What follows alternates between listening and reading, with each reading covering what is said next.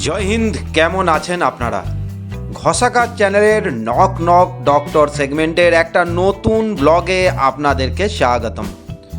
পশ্চিমবঙ্গের সবচেয়ে বড় কেন্দ্র সরকারের হসপিটাল অর্থাৎ ভারত সরকারের সবথেকে বড় হসপিটাল এইমস এখন কল্যাণীতে হয়েছে।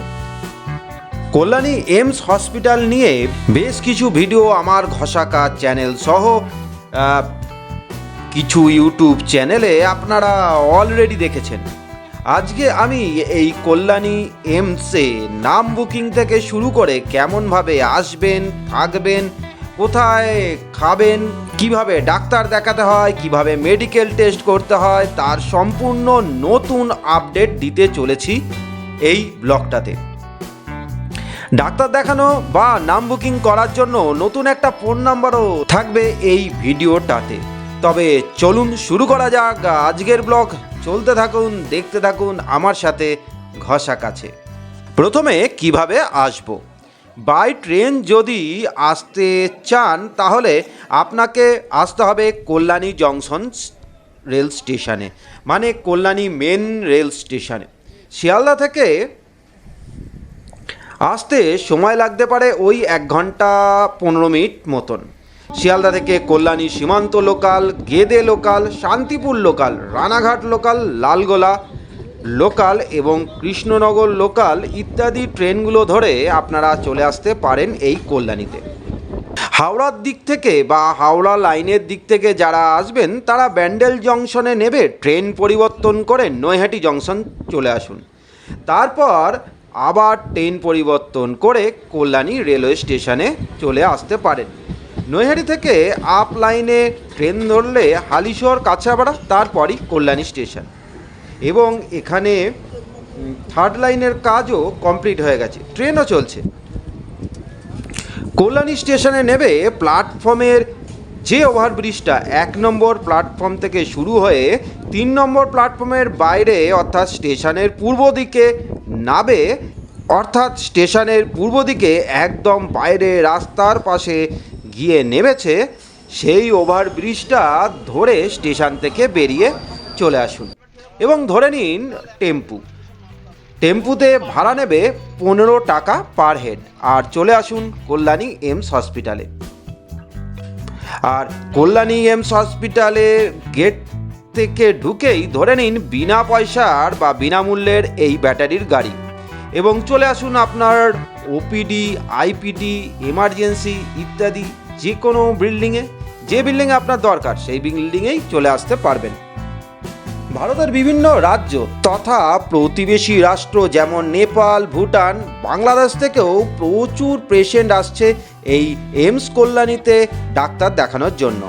তাই বাই ফ্লাইট যদি আপনারা আসতে চান তাহলে আসুন কল্যাণী এইমসের সবথেকে কাছের এয়ারপোর্ট কলকাতা এয়ারপোর্ট বা নেতাজি সুভাষচন্দ্র বসু আন্তর্জাতিক বিমানবন্দরে। এবং বিমানবন্দরে এসে তারপরে আপনারা বাই রোড গাড়ি করে, মানে 4 চাকা করে বা কার করে আপনারা আসতে পারেন, বা চলে আসুন শিয়ালদা স্টেশনে, আর শিয়ালদা স্টেশন থেকে বাই ট্রেনে চলে আসতে পারবেন কল্যাণী। আর যদি বাই রোড কেউ আসতে চান তাহলে এয়ারপোর্ট থেকে কল্যাণী এইমসে আসার জন্য অনেকগুলি রোড রয়েছে, যেমন NH-34, কল্যাণী এক্সপ্রেসওয়ে, আর সময় লাগতে পারে ওই 45 মিনিট থেকে 1 ঘন্টার মতন।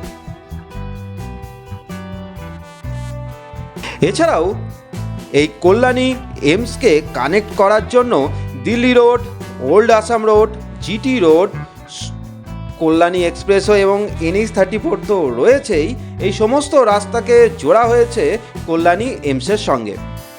গঙ্গার ওপরে ঈশ্বরগুপ্ত সেতুর পাশে নতুন যে ব্রিজটা তৈরি হচ্ছে সেটাও প্রায় কমপ্লিটের পথে। সমস্ত রাস্তাগুলোকে চওড়া করা হয়েছে, প্রচুর ফ্লাইওভার তৈরি হয়েছে, আর এই সব রাস্তার কাজ প্রায় 90% শেষ হয়ে গেছে। আর কল্যাণী এক্সপ্রেসওয়ে যেটা কলকাতার সাথে কল্যাণীকে কানেক্ট করছে তার মিডলের রাস্তাটা নো সিগন্যাল ওয়ে করা হয়েছে, মানে একবারে আপনারা কলকাতা বা এয়ারপোর্ট থেকে এই রোড ধরলে 45 মিনিটের মধ্যেই চলে আসতে পারবেন কল্যাণী এইমসে। চলুন এবার কল্যাণী এমসের নাম বুকিং সংক্রান্ত তথ্যগুলো দিই। এখানে ফোন করে নাম বুকিং করার জন্য নম্বরটি হচ্ছে 03329516005। সোম থেকে শুক্রবার সকাল 10টা থেকে দুপুর 1টার মধ্যে এই নাম্বারে ফোন করে আপনারা নাম বুকিং করতে পারবেন। এবং কল্যাণী এম স্বাস্থ্য এই অ্যাপের মাধ্যমেও আপনারা নাম বুকিং করতে পারবেন।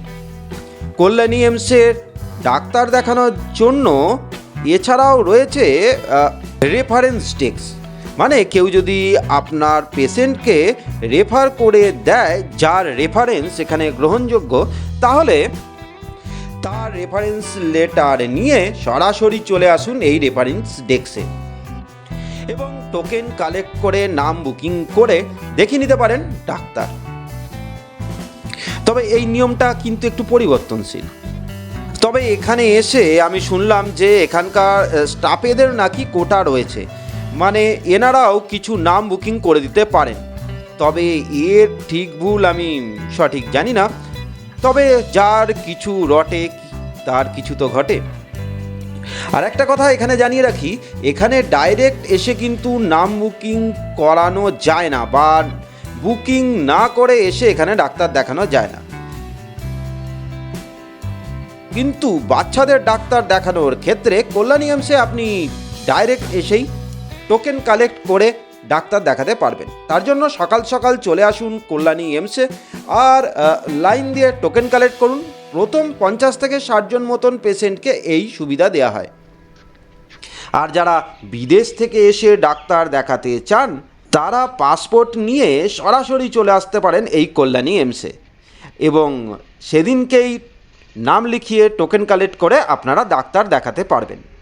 ভারতীয়রা অবশ্যই নাম বুকিং করার সময় এবং ডাক্তার দেখানোর সময় আধার কার্ড ও পেশেন্টের আধার কার্ডের যে ফোন নাম্বারটা দেওয়া আছে সেই ফোনটা কাছে রাখবেন, কারণ নাম বুকিংয়ের সময় আভা রেজিস্টার করার সময় এই আধার কার্ডের নাম্বার এবং ওই ফোন নাম্বারে একটি ওটিপি আসবে, ওটা কাজে লাগবে। যাই হোক, এবার সেই নতুন ফোন নাম্বারটা বলি।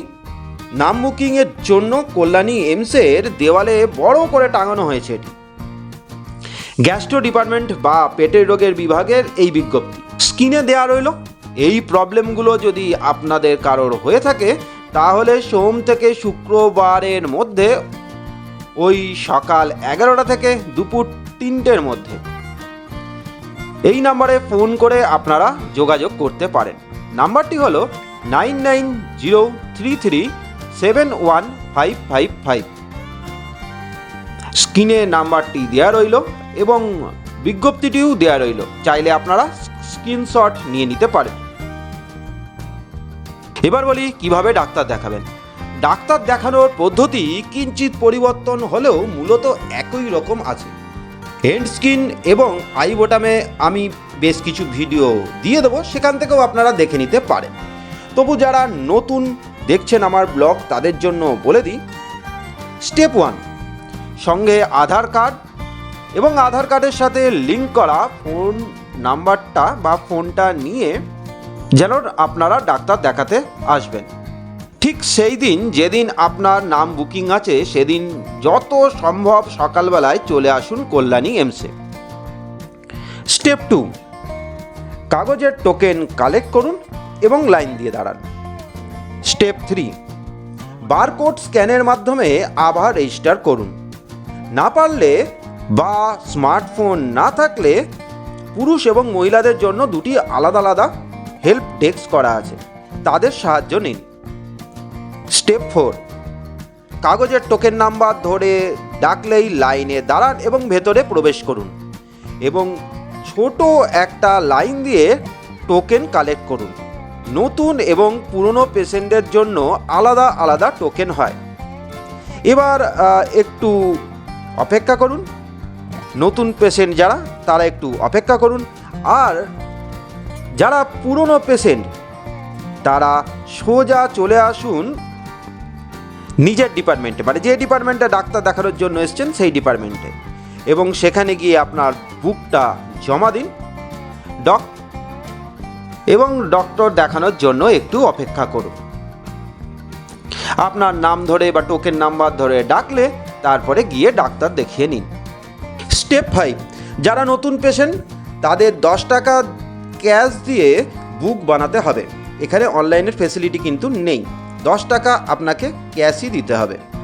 তাই একটু বসতে হবে, আর আপনার টোকেন নাম্বার ধরে ডাকলে বা আপনার টোকেন নাম্বার স্ক্রিনে কল হলে আপনারা নির্ধারিত কাউন্টারে গিয়ে টাকা জমা দিয়ে বইটা বা বুকটা বানিয়ে নিন। স্টেপ 6, বুক নিয়ে চলে আসুন যে ফ্লোরে আপনার ডাক্তার বসেছে সেই ফ্লোরে, এবং নার্সের ডেস্কে গিয়ে আপনার বুকটাকে জমা দিন এবং একটু বসে অপেক্ষা করুন। স্টেপ 7, নাম ধরে বা টোকেন নাম্বার ধরে ডাকলে ডাক্তার দেখানোর জন্য প্রবেশ করুন। প্রথমে প্রেশার, ওয়েট এগুলো সব লিখে দেবে ওনারা, তারপরে আপনারা প্রবেশ করতে পারবেন ডাক্তার দেখানোর জন্য। এবার ডাক্তার যদি কোনো মেডিকেল টেস্ট দেয় তাহলে কি করবেন? তাহলে যে ফ্লোরে ওই টেস্টটি হয় সেই ফ্লোরে চলে আসুন এবং ক্যাশ কাউন্টারে এসে টাকা জমা দিন। কোন ফ্লোরে কি টেস্ট হবে সেটা আপনাকে জানিয়ে দেওয়া হবে। এইবার টাকা জমা দিয়ে সেই দিনই টেস্টগুলো করে নিন, না হলে কোন দিন সেই টেস্টগুলো হবে তার ডেটটা নিয়ে নিন। এখানে একটা কথা জানিয়ে রাখি, এই টেস্ট করানোর দিন কিন্তু ডাক্তার দেখানোর দিনের মতন ওই পদ্ধতিগুলো অবলম্বন করতে হয় না। যেদিন আপনাকে টেস্ট করার জন্য বলবে সেই দিন সোজা চলে আসুন আপনার মেডিকেল টেস্টের ফ্লোরে, যেখানে আপনি ক্যাশে টাকা জমা দিয়েছিলেন সেখানে এসে কাগজ দেখান এবং টেস্টটা করে নিন। টেস্ট রিপোর্ট নেবার ক্ষেত্রেও কিন্তু একই রকম পদ্ধতি। আর ওষুধ কেনার জন্য গ্রাউন্ড ফ্লোরে ফার্মেসি রয়েছে, এখান থেকে আপনারা ওষুধ কিনতে পারেন।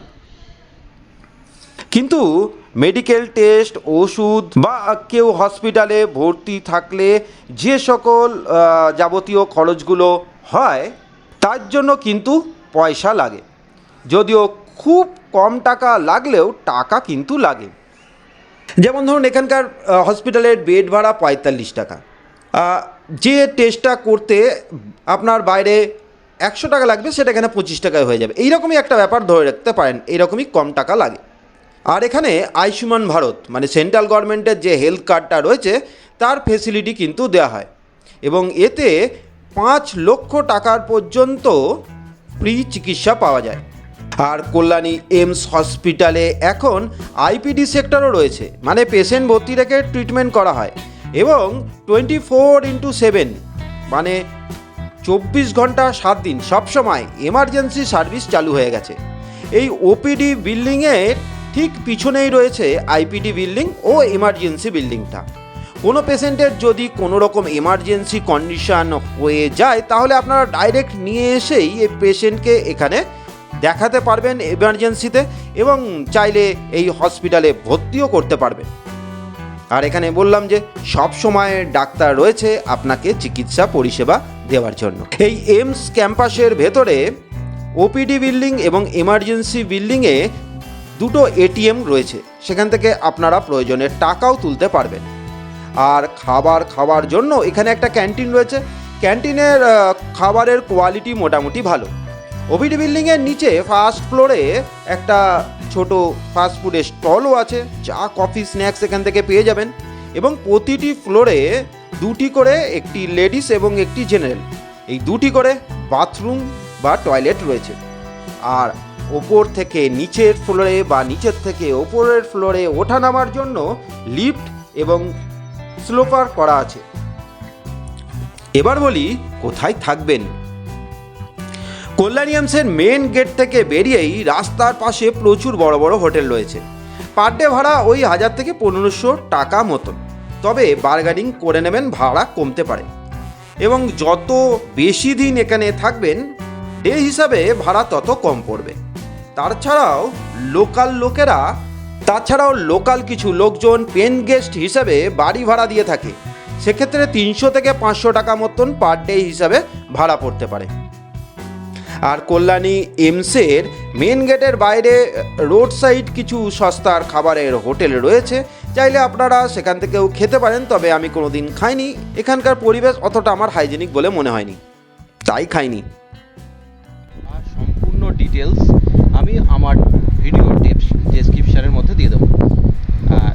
কীভাবে আসছেন বা কোথা দিয়ে আসছেন সমস্ত কিছু এমসের সমস্ত ডিটেলস যা আমি এই ব্লগে দেখিয়েছি বা বলেছি বা বলার চেষ্টা করেছি, হয়তো সময়ের জন্য বলতে পারিনি, সেগুলো সবই পেয়ে যাবেন আমার এই ভিডিওর ডেসক্রিপশনে। যাই হোক, ভিডিও নিয়ে বা কল্যাণী এইমস নিয়ে কোনো জিজ্ঞাসা যদি আপনাদের থাকে তাহলে অবশ্যই আমাকে কমেন্টসে জানাবেন। আমি কিন্তু প্রত্যেকটি প্রশ্নের উত্তর দিয়ে থাকি। আর ভিডিওটা যদি ভালো লাগে তাহলে প্লিজ লাইক করবেন এই ভিডিওটাকে।